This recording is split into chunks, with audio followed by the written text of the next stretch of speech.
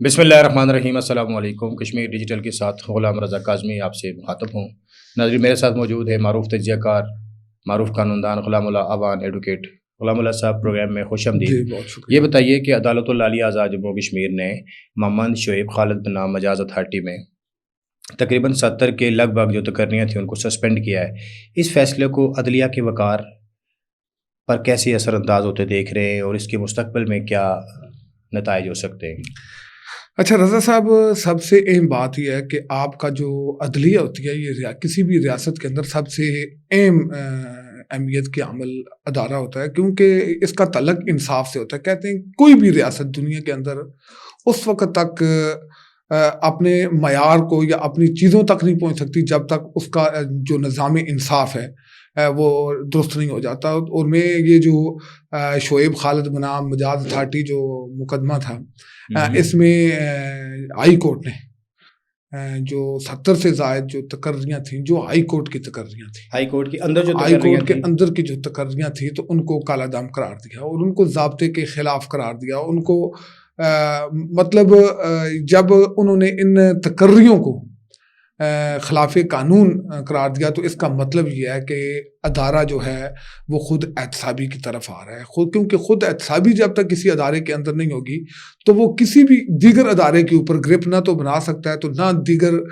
جو ادارے یا ریاست لیول کے اوپر اپنے وقار کو بحال کر سکتا ہے، کیونکہ اس ادارے کا کام ہی انصاف فراہم کرنا ہے اور قانون کی عملداری کو یقینی بنانا ہے۔ اور یہاں پہ اگر کوئی مغائر قانون چیز ہوگی اور اس کی پوچھ گچھ نہیں ہوگی تو اس کا مطلب یہ ہے کہ عوام مایوس ہوں گے اس چیز کے اوپر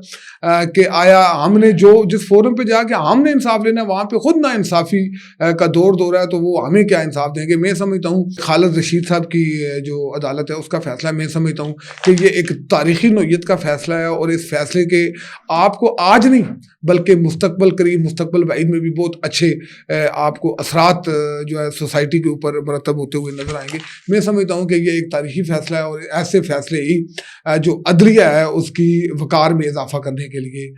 مستقبل میں اور آج جو ہے وہ آپ کو نظر آئیں گے۔ غلام اللہ صاحب، یہ بتائیے جو 70 تقرریاں انہوں نے سسپینڈ کی ہیں یہ کس کس کیڈر کی تھیں اور سسپینڈ کرنے کی وجہ کیا بنی؟ یا اوور ایج تھے لوگ یا غیر قانونی ان کو اپائنٹ کیا گیا تھا؟ یہ کیا وجوہات صاحب؟ رضا صاحب، یہ جو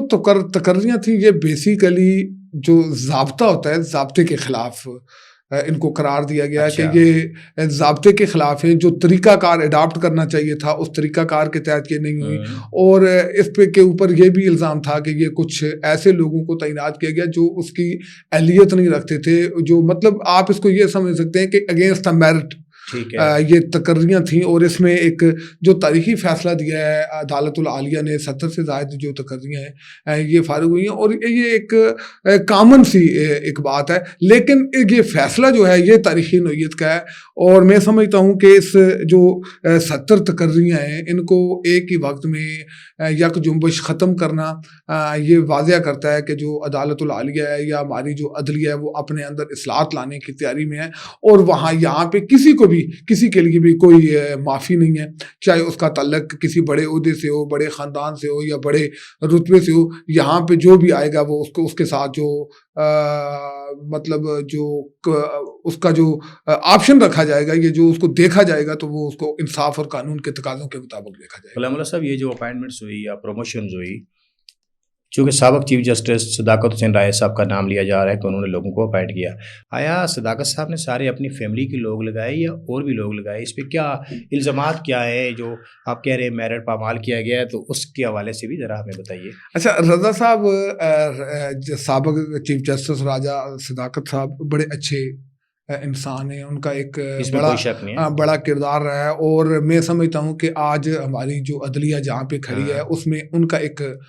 بڑا کردار ہے۔ لیکن سوال یہ ہے کہ ان کے دور میں جو تقرریاں ہوئی ہے اس سے ان کے دور سے پہلے جو تقرریاں ہوئی، کیونکہ یہاں پہ نہ تو کسی برادری کی بات ہے نہ کسی کی شخصیت کی بات ہے، یہاں پہ عہدے کی بات ہے اور تقرری کرنے والی اتھارٹی کی بات ہے۔ اب لیکن یہاں پہ سوال یہ پیدا ہوتا ہے کہ اس حوالے سے جب عدلیہ نے، کیونکہ جو قانون سے تعلق رکھنے والے لوگ ہوتے ہیں، چاہے وہ وکلاء ہیں یا ججز ہیں یا کوئی بھی، اگر وہ خود قانون پہ عمل درآمد نہیں کریں گے یا وہ قانون کے فیصلوں کو تسلیم نہیں کریں گے، مانیں گے نہیں، عدلیہ کے اوپر انگلی اٹھائیں گے، تو میں سمجھتا ہوں کہ یہ پھر ہمیں وہ سارے فیصلوں کی طرف جانا پڑے گا کہ جو فیصلے مختلف ادوار میں ہوئے. مثال کے طور پہ چیف جسٹس راجہ صداقت صاحب ہیں، جب یہ چیف جسٹس تھے تو ان کے دور میں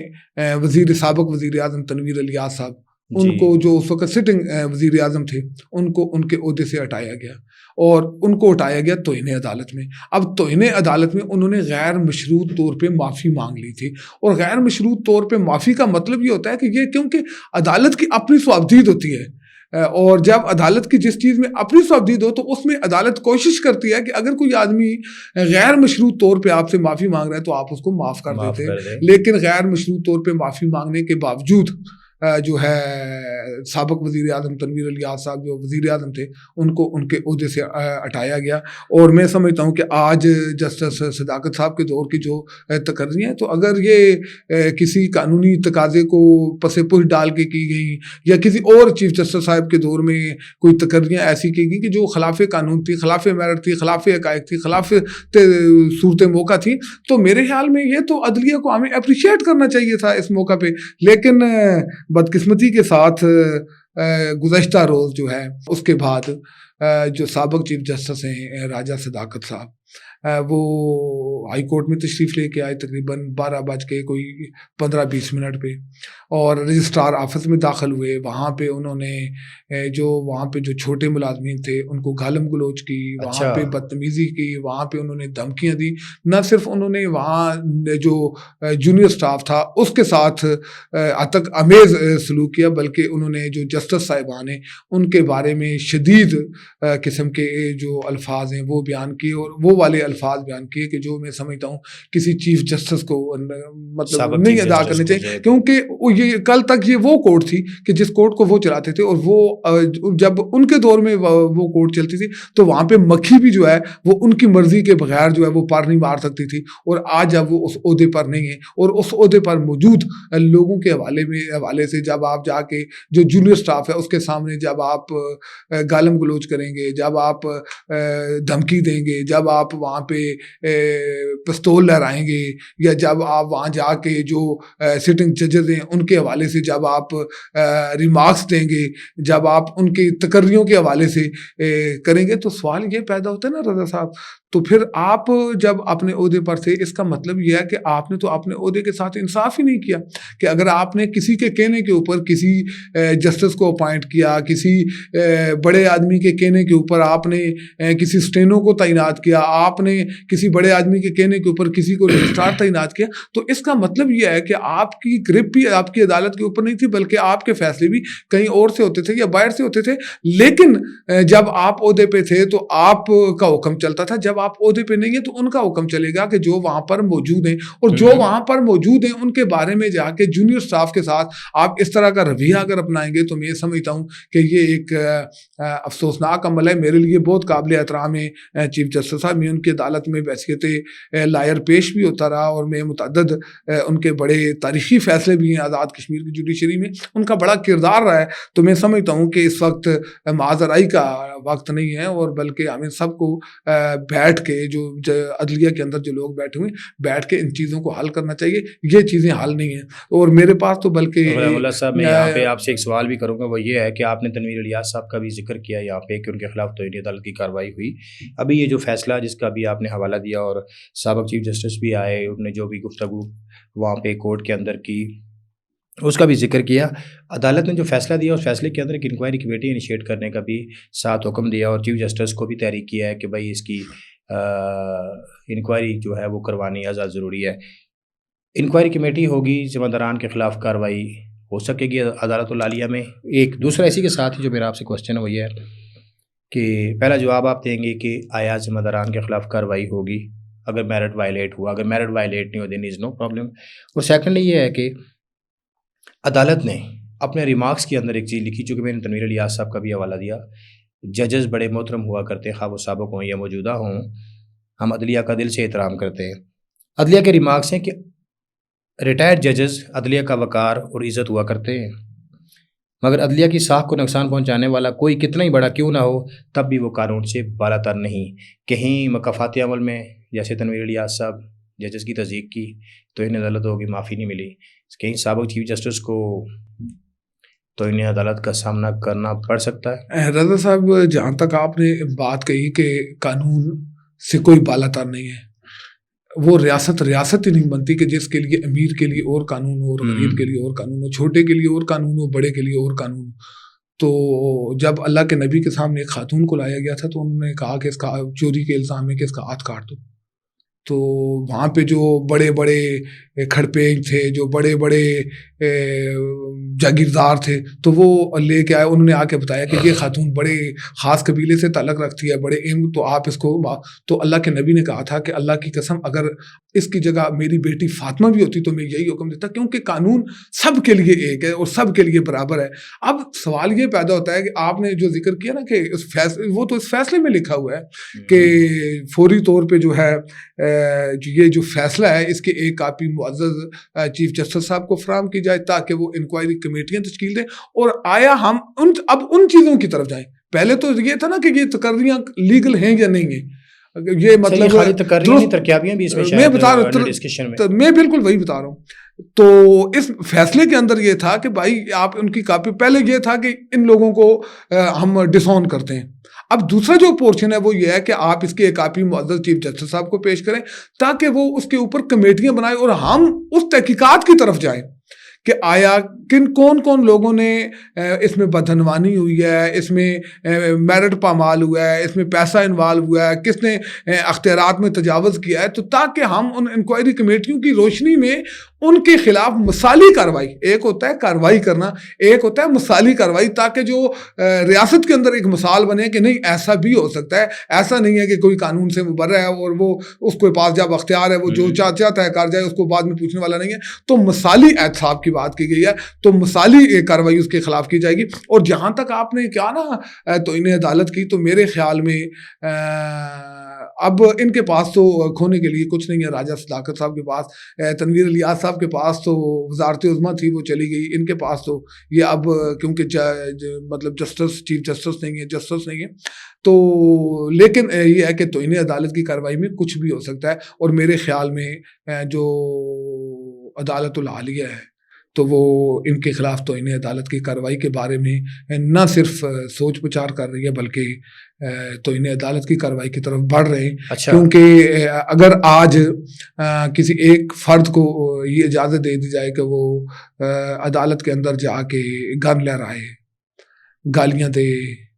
غل غپارہ کرے، ملازمین کو دھمکیاں دے، پھر ایک لیٹر لہرائے اور ان لوگوں کو انوالو کرنے کی کوشش کرے، ان لوگوں کا نام استعمال کرنے کی کوشش کرے جن کا اس عدالت العالیہ کے ساتھ کوئی تعلق ہے۔ لیٹر کو کوٹ کروں گا، سابق چیف جسٹس صداقت حسین رائے صاحب نے ایک لیٹر لے رایا اور وہ کہا کہ میرے پاس یہ سفارش ہے، اور ایک عام ادارے کا نام لیا کہ اس کے سربراہ نے مجھے بلا کے کہا اور لیٹر بھی دیا کہ یہ میری لائبلٹی ہے، اس بندے کو میں نے لگانا ہے۔ اب وہ کون سی پوسٹ ہے، میں چونکہ میرے خیال میں کہ نہیں، میں اس میں یہ واضح کر دوں، ہم کسی کا نام نہیں لے رہے، کسی عہدے کو ڈسکس نہیں کر رہے، انہوں نے ایک لیٹر لے رہا ہے۔ اب اس لیٹر کے اندر کس کا ذکر ہے کہ بھائی میں نے فلاں کے کہنے پہ فلاں کو لگایا، کس سیٹ پہ لگایا، آپ کے پاس انفارمیشن ہے؟ آپ کے سوال کا جواب میں نے پہلے دے دیا ہے۔ میں جس کیپیسٹی میں، جس حیثیت میں، جس انداز سے میں وہ بات کر سکتا ہوں وہ میں نے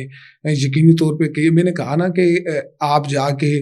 کوئی لیٹر لہرائیں اور بتائیں کہ جی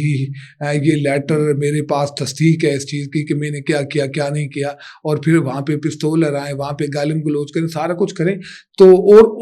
ان مطلب اداروں کو انوالو کرنے کے بیچ میں کوشش کریں کہ جن کا آپ کی عدالت العالیہ کے ساتھ کوئی تعلق نہیں ہے۔ اگر وہی وعدہ معاف گواہ بن جائیں کہ میں نے فلاں کے دباؤ میں آ کے فلاں کو اپائنٹ کیا تھا، رضا صاحب یہ تو کیا حالات دیکھتے ہیں؟ یہ تو پھر ہماری عدلیہ کے خلاف کوئی سازش ہے؟ عدلیہ کے خلاف سازش نہیں ہے، پھر تو یہ تو راجہ صداقت صاحب نے اپنے اگینسٹ جو ہے ایک چارج شیٹ پیش کر دیا ہے کہ انہوں نے مغائر قانون کے مغائر کام کیے ہوئے، میرٹ کے سے ہٹ کے کام کیے ہوئے، سفارش بھی کی ہوئے۔ یہ تو ان کے اپنے کردار کے حوالے سے میں سمجھتا ہوں کہ یہ درست بات نہیں ہے۔ میرے لیے وہ بھی قابل احترام ہے, میرے لیے عدالت العالیہ بھی قابل احترام ہے, میرے لیے خالد رشید صاحب بھی قابل احترام, میرے لیے چیف جسٹس آزاد کشمیر بھی قابل احترام, میرے لیے پوری جوڈیشری جو ہے وہ قابل احترام ہے, کیونکہ جب تک آپ کی عدلیہ جو ہے, عدلیہ کا آپ کی نظروں میں عزت نہیں ہوگی, وقار نہیں ہوگا, مقام نہیں ہوگا, تو آپ کی ریاست کے اندر انصاف کا نظام کیسے قائم ہو سکتا ہے؟ انصاف کا نظام قائم کرنے کے لیے آپ کے پاس یہی تو ادارہ بچتا ہے کہ جو آپ کو انصاف فراہم کر سکتا ہے, اور ایک کامن اور غریب آدمی جس کی کسی تک پہنچ نہیں ہے, جو ڈنڈا نہیں مار سکتا, جو نعرہ نہیں مار سکتا, جو تقریر نہیں کر سکتا, جو جوتے نہیں اٹھا سکتا, جو جوتے پالش نہیں کر سکتا بلکہ جوتے چاٹ نہیں سکتا ہے, تو اس کا اعتقاد عدلیہ کے اوپر ہے. اگر عدلیہ کے اوپر اس طرح کے سنگین الزام لگنے شروع ہو جائیں اور اس کی تحقیقات نہ ہو, تو پھر ایک کامن آدمی, غریب آدمی کہاں جائے گا. علامہ صاحب آپ کا بہت بہت شکریہ. ناظرین دیجیے اجازت, اللہ نگہبان.